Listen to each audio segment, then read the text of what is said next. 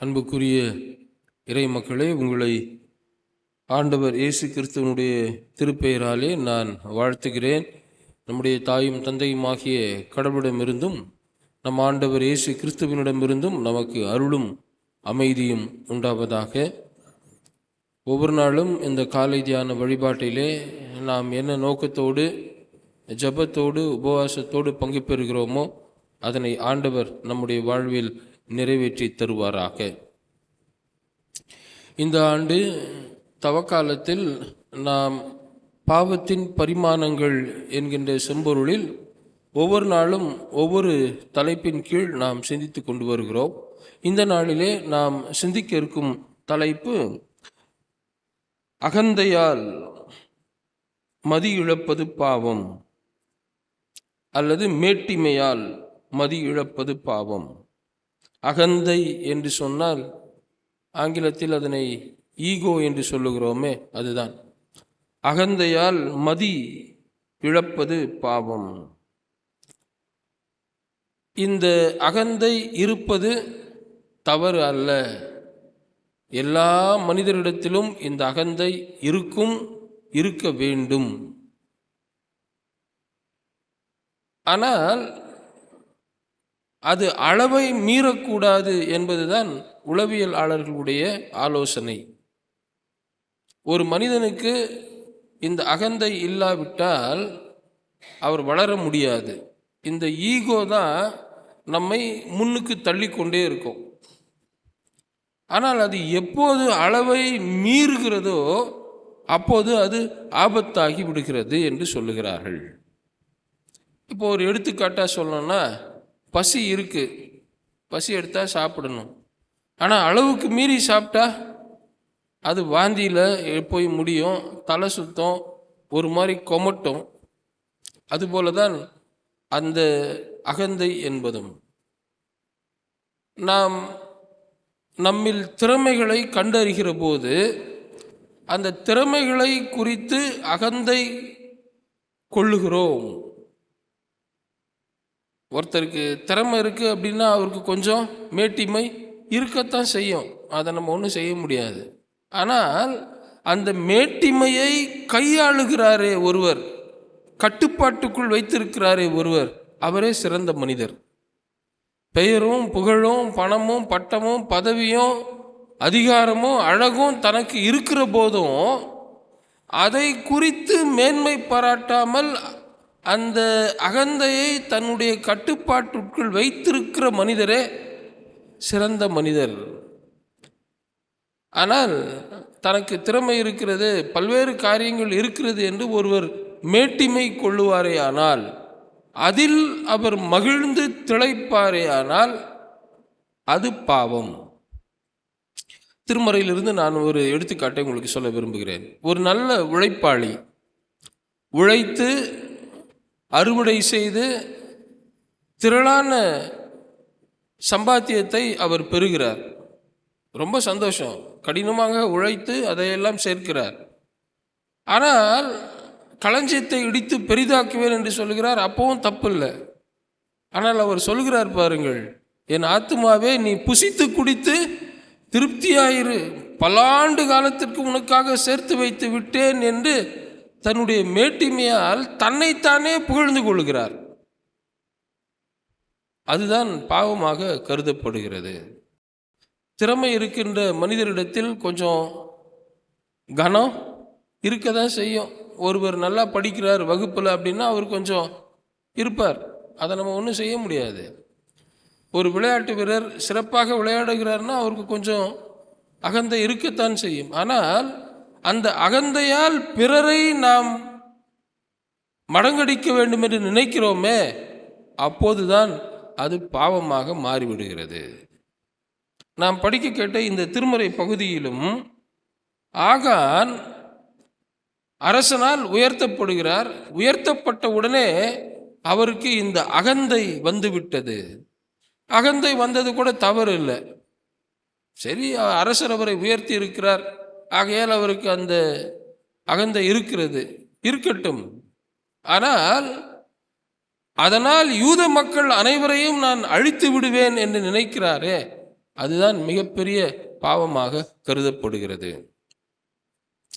பல நேரங்களில் நமக்கு இந்த ஈகோ நம்முடைய மனசு முழுதையும் நிரப்பிடுச்சுன்னா வேற எதையும் நம்மளால் சிந்திக்க முடியாது. மொத்தம் இதுவே தான் நிறைஞ்சிருக்கும். என்ன ஆனாலும் பரவாயில்ல, இன்னைக்கு இதை செய்யாமல் விடுறது இல்லைடா, நானா அவனா பார்த்துடலாம் அப்படின்னு சொல்கிறேன் பாருங்க. அப்போ தான் கொஞ்சம் நிதானமாக யோசித்தோம்னா அந்த ஈகோவை அப்படியே மொக்க பண்ணிடலாம். இந்த அகந்தை கூறாக இருக்கிற போது தான் அது சிக்கலை உண்டாக்கும். அதை வெட்டிக்கிட்டே இருக்கணும், சீவிக்கிட்டே இருக்கணும். சீவுறதுன்னா கூர்மையாக இல்லை, அதை மொக்கையாக்கணும். நம்முடைய தமிழ் கலாச்சாரத்தில் சிலப்பதிகாரம் இருக்கிறது, பூம்புகார் நகர் இருக்கிறது. பாண்டியன் நெடுஞ்செழியன் ஆட்சி செய்து கொண்டிருக்கிறார். பூம்புகார் மிகப்பெரிய வணிக நகரமாக மாறுகிறது. அதனால் அங்கே இருந்த அந்த மன்னருக்கு மிக பெரும் புகழும் பரவி இருக்கிறது. கோவலன் அங்கே வாணிகம் செய்வதற்காக போகிறார். தன்னுடைய மனைவியின் அந்த கணையாழியா கால் சிலம்பு அதை கொண்டு போகிறாரு. அதில் என்ன இருக்கு?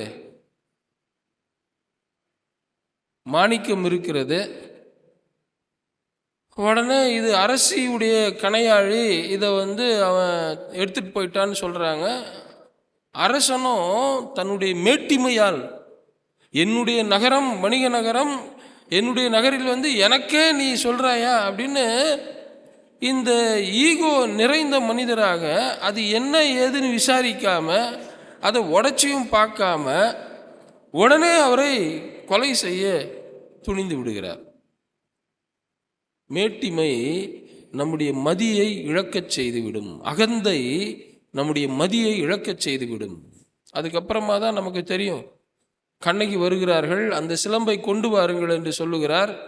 அந்த சிலம்பை கொண்டு வராங்க, அதை உடைக்கிறாங்க. அது உள்ளே இருக்கிறது மாணிக்கம்.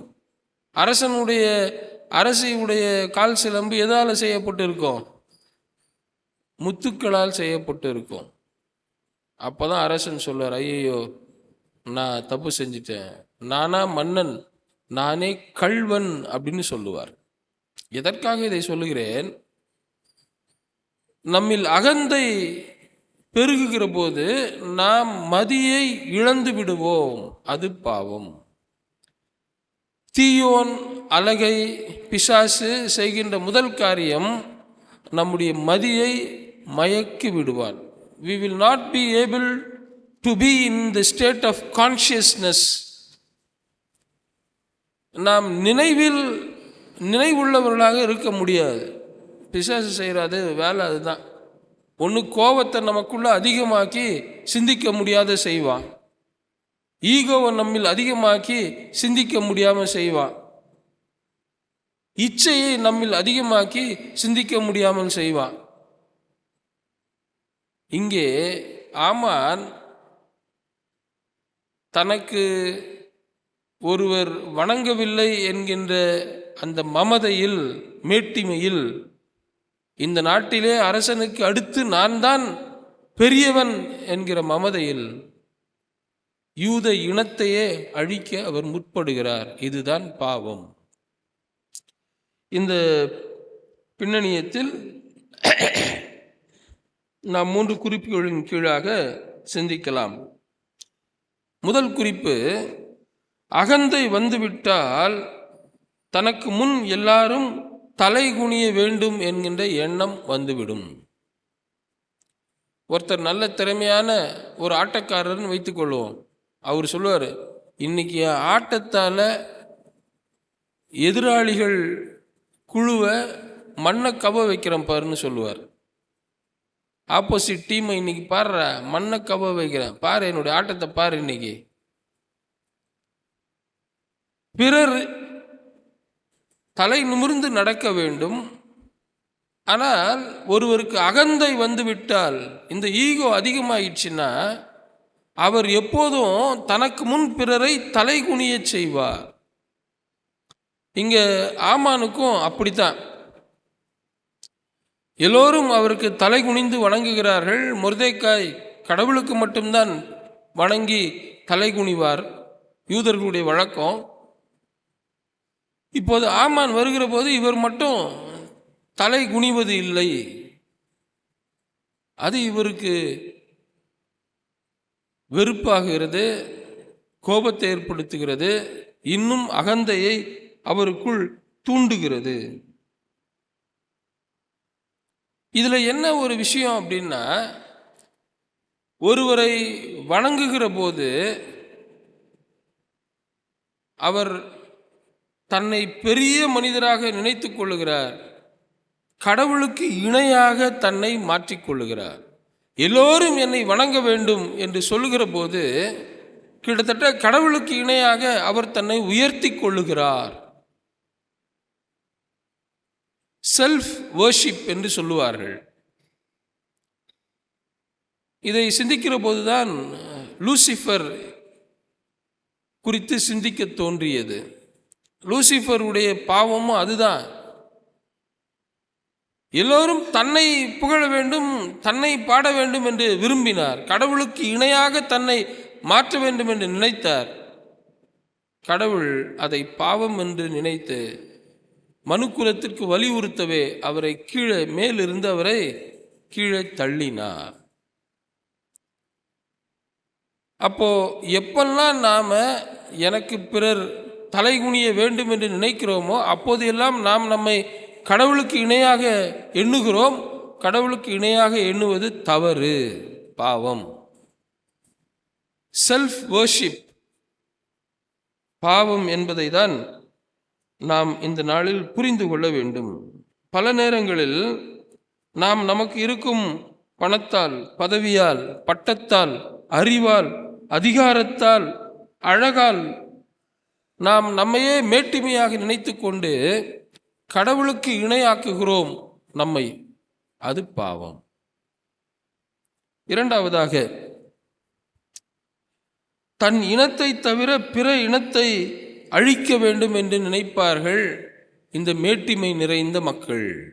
இன்றைக்கும் நம்முடைய இந்திய நாட்டில் ஒரு கூட்ட மக்கள் தாங்கள் மட்டும் வாழ்ந்தால் போதும், பிற இனத்தவர் வாழவே கூடாது என்று நினைக்கிற போங்கு இருப்பதை நம்மால் பார்க்க முடிகிறது.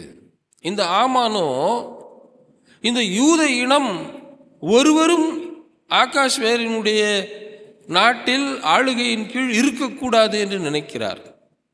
ஆகாஷ்வேரி எத்தனை நாட்டை ஆண்டுட்டு இருந்தாரு? இந்து முதல் எத்தியோப்பியா வரை 124 நாடுகளை ஆட்சி செய்து கொண்டிருந்தார். அத்தனை நாடுகளிலும் இருந்த எல்லா யூதர்களையும் அழிக்க வேண்டும் என்று நினைக்கிறார். அகந்தை, இந்த ஈகோ மனிதரை வாழ வைக்காது, அது மனிதரை அழிக்க முற்படும். அதனால தான் நமக்குள்ள ஈகோவை வளர்த்து கொள்ளக்கூடாது, அதை கூர்மையாக்க கூடாது, அதை அவ்வப்போது அதனை மழுங்கடிக்க வேண்டும். அது கூர்மை ஆயிடுச்சுன்னா அது நம்மையும் அழிக்கும், பிறரையும் அழிக்கும். ஆமானுடைய வாழ்க்கையில் அப்படித்தான் ஆனது. பிறரை அழிக்க வேண்டும் என்று நினைத்தான், இறுதியில் தானே அழிந்து போனான். இந்த அகந்தை, ஈகோ, மேட்டிமை நம்மையும் அழிக்கும், பிறரையும் அழிக்கும். அதனால் வாழ்வு நமக்கு ஒருபோதும் கிடைக்காது. பிறரை அழிக்க நாம் நினைக்கிறோமே, அது பாவம்.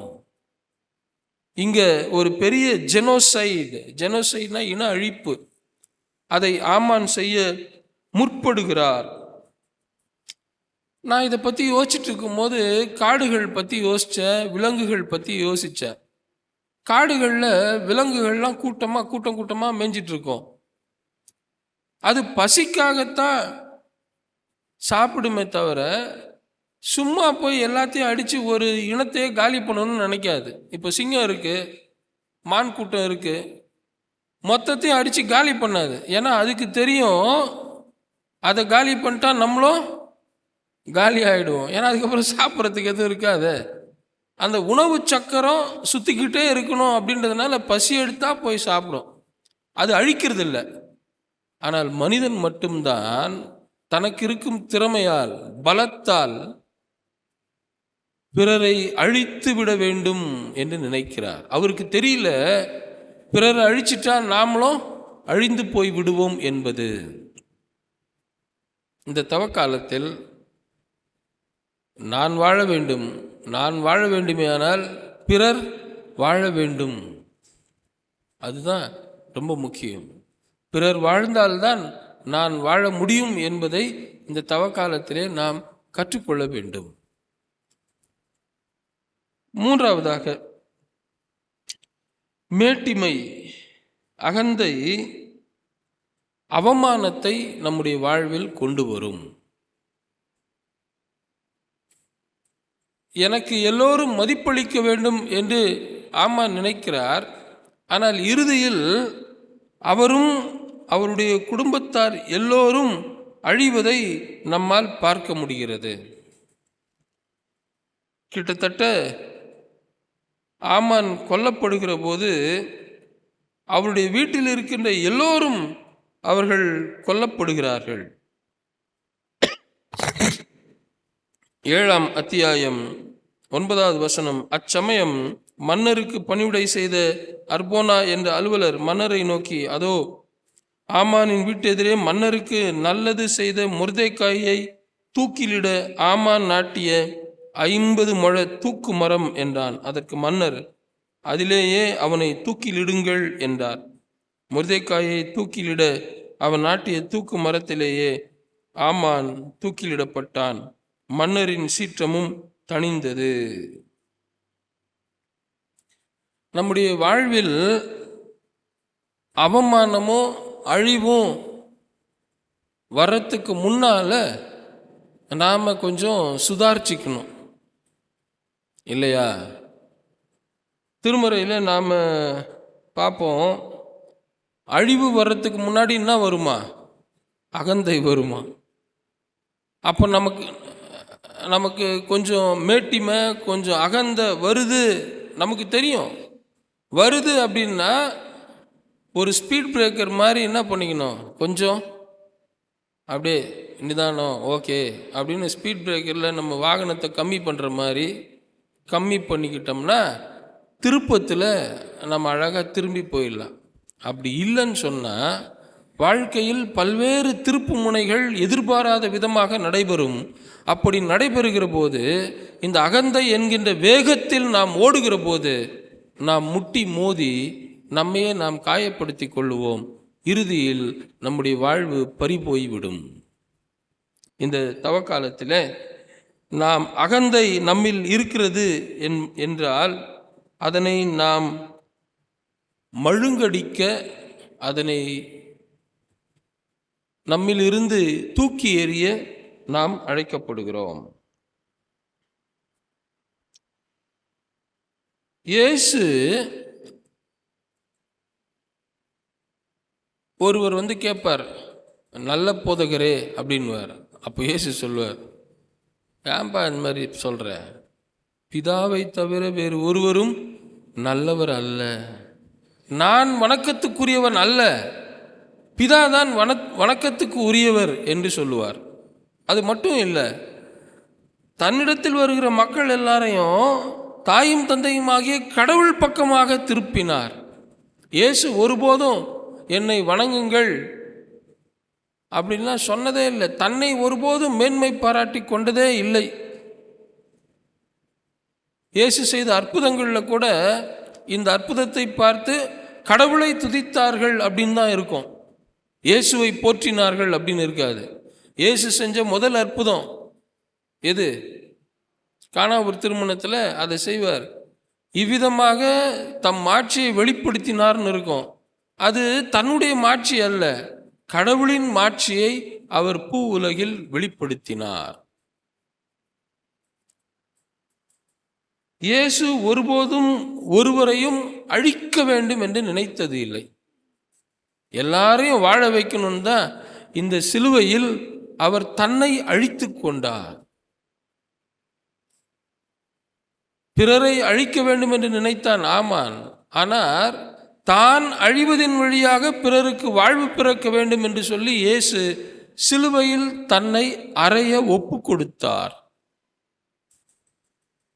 இயேசு எப்போதும் பிறருடைய வாழ்வில் நன்மையையே அவர் கொண்டு வந்தார். பிறர் வாழ வேண்டும் என்று சொல்லி தன்னை அவமானத்திற்கு உட்படுத்தினார். நிர்வாணமாக சிலுவையில் அறையப்பட்டார். இந்த காலை பொழுதிலே தவக்காலத்தில் நம்முடைய வாழ்வில், ஆன்மீக வாழ்வில் அகந்தை இருக்குமே ஆனால், மேட்டிமை இருக்குமே ஆனால், அதனை நாம் களைய நாம் அழைக்கப்படுகிறோம். இயேசுவை போல பிறரை வாழ வைக்கும் பணியிலே நம்மை ஈடுபடுத்திக் கொள்ளுவோம். அகந்தை அழிவுக்கு நேராக நம்மை இட்டுச் செல்லும். மாறாக தாழ்மை நம்மை கடவுள் பக்கம் இட்டுச் செல்லும். இந்த சிந்தனையோடு இந்த நாளை நாம் துவங்குவோம். இறை அருள் நம்மோடு இருந்து நம்மை ஆசீர்வதித்து வழிநடத்தி காப்பதாக. ஆமென்.